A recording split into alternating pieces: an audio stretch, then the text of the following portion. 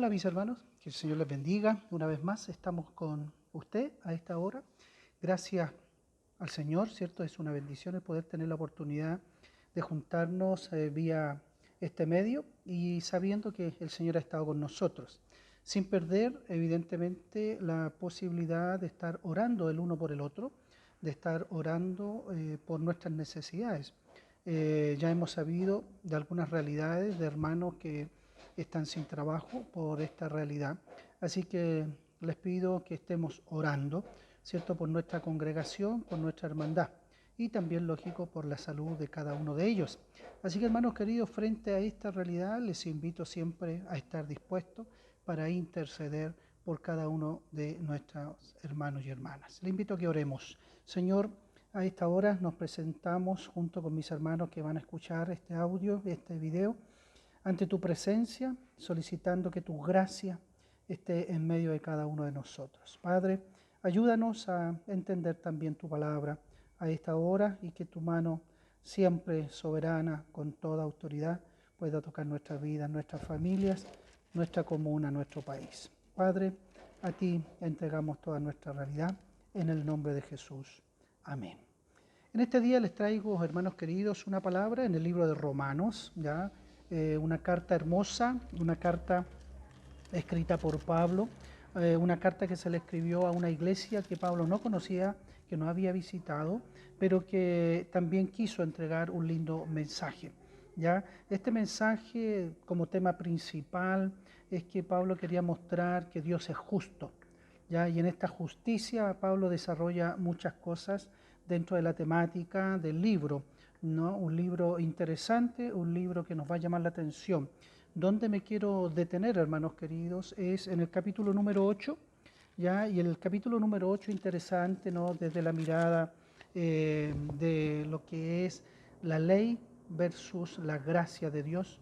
Y Pablo muestra y se introduce en esta realidad para poder que nosotros también como cristianos podamos entender. Evidentemente en un contexto ya judío, Pablo habla y enseña esta palabra.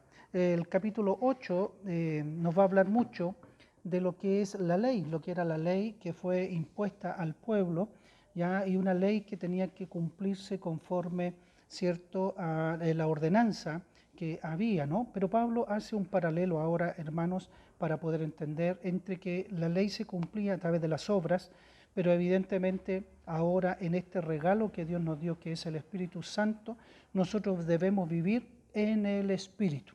¿Ya? Interesante. Entonces, por un lado habla de la ley que nos habla de las obras, ¿no? Que hay que cumplir la ley conforme a las obras, más vivir en el Espíritu es otra cosa, ¿no? Que hay que vivir en la gracia de Dios, en este favor inmerecido de Dios. Por otro lado, Pablo nos menciona que vivir, ¿cierto?, en la carne, esta ley, ¿no?, nos va a llevar a complicarnos también un poco, ¿ya? Y aquel que vive a través de la carne, ¿cierto?, es una persona que va a ir de perdición en perdición. Ya más vivir en el Espíritu es otra cosa, es libertad en el Evangelio. Entonces Pablo nos va mostrando esta realidad en el capítulo número 8. Ya en el versículo 2, hermanos queridos, lleva por título Hijos de Dios por el Espíritu, hijos de Dios. Así que eso es interesante, mire, por leer el versículo 12. Así que hermanos, deudores somos, no a la carne, para que vivamos conforme a la carne.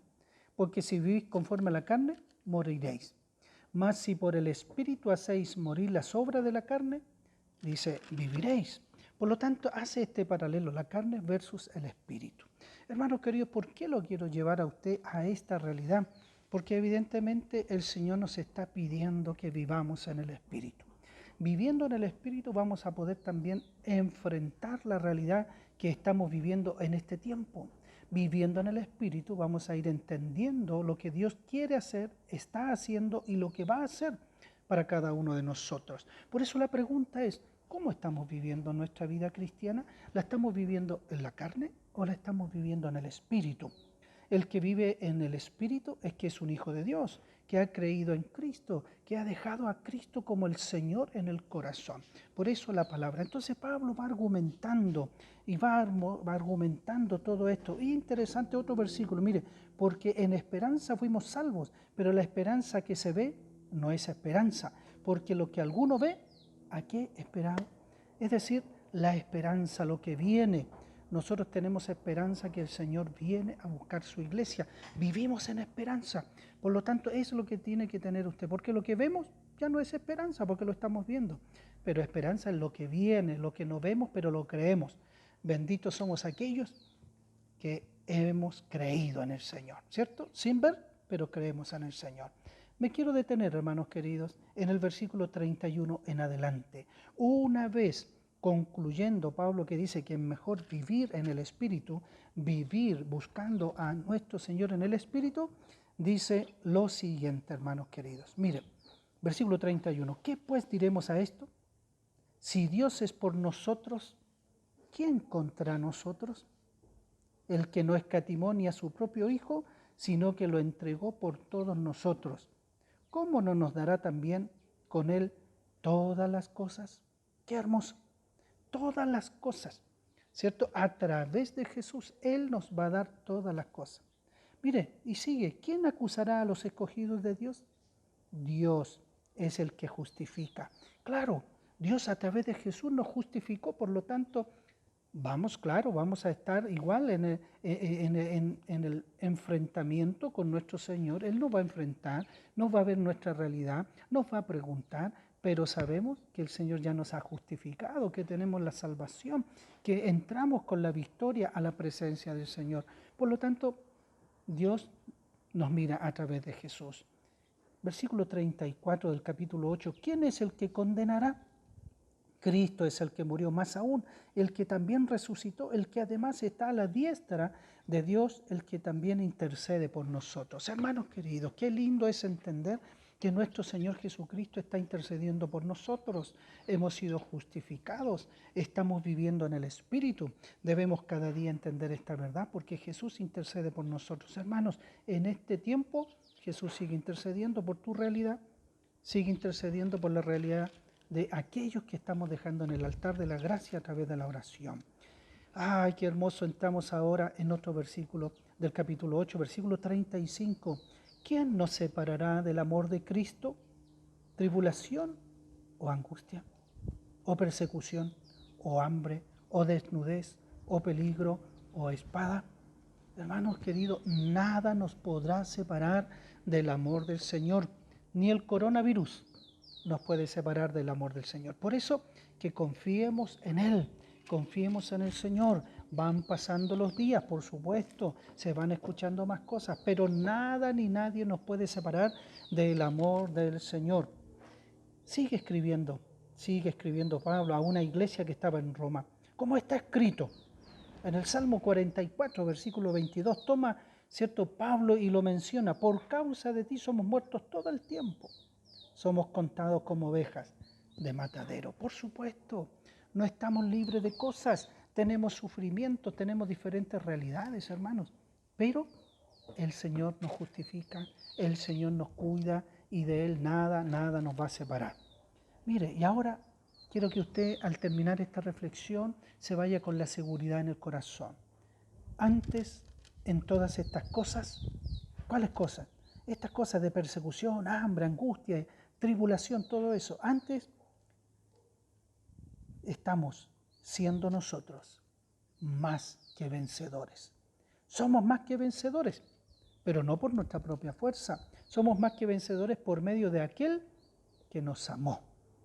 Por lo cual, mire, esto Pablo lo dice con fe y con autoridad, por lo cual estoy seguro de que ni la muerte, ni la vida, ni ángeles, ni principados, ni potestades, ni lo presente, ni lo porvenir, ni lo alto, ni lo profundo, ni ninguna otra cosa creada nos podrá separar del amor de Dios que es en Cristo Jesús, Señor nuestro.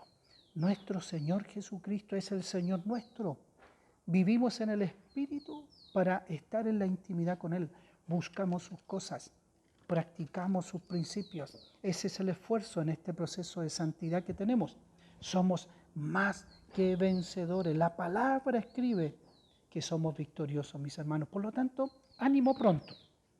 Refuerce su fe, porque no hay nada, ni el coronavirus nos podrá separar del amor de Dios.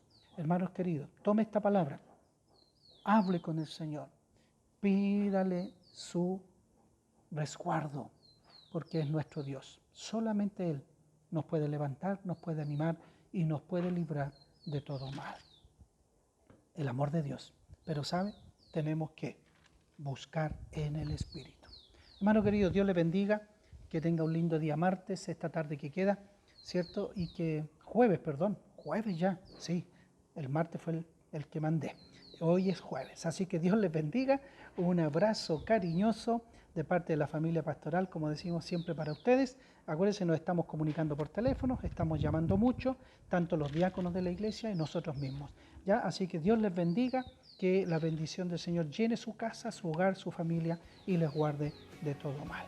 Un abrazo cariñoso.